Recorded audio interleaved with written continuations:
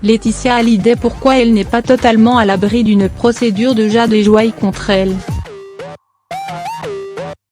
Le clan Hallyday est une nouvelle fois ébranlé par un récent rebondissement dans l'affaire de l'héritage.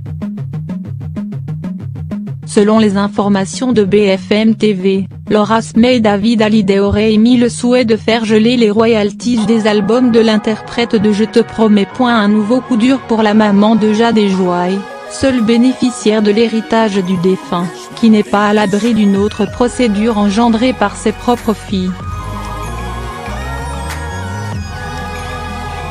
En effet, selon les informations avancées par Maryse Naudin et Charlotte Ito, avocates spécialisées en droit des successions internationales interrogées par Le Point, Jade et Joy sont, elles aussi, en mesure de prétendre à leur part de l'héritage.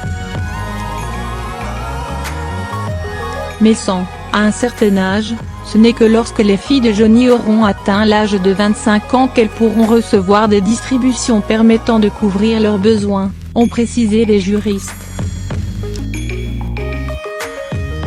Lorsqu'elles auront atteint l'âge de 35 ans, elles pourront recevoir une distribution correspondant à la moitié de leur part dans les actifs du trust et le solde pourra leur être versé à leur 40e anniversaire.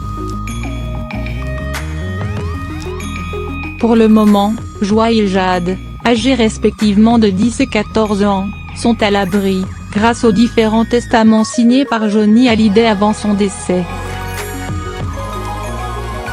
2 cagnottes ont ainsi été mises en place pour financer l'éducation mais aussi les activités extrascolaires des jeunes filles. Une façon pour Johnny Hallyday de protéger ses 2 filles et leur permettre ainsi de maintenir leur niveau de vie en France mais aussi en Californie où elles résident actuellement. Malgré tout, Jade et Joy sont quelque peu écartés du dernier testament de l'idole des jeunes, à l'instar de David et Laura. Le fils aîné du rocker a d'ailleurs souhaité prendre parti pour c'est sûr, il réclame surtout le droit moral.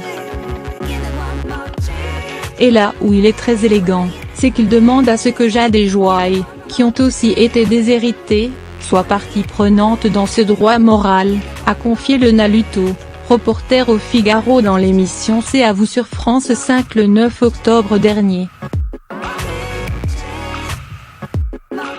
Une main tendue vers les fillettes touchées bien malgré elles par cette bataille judiciaire.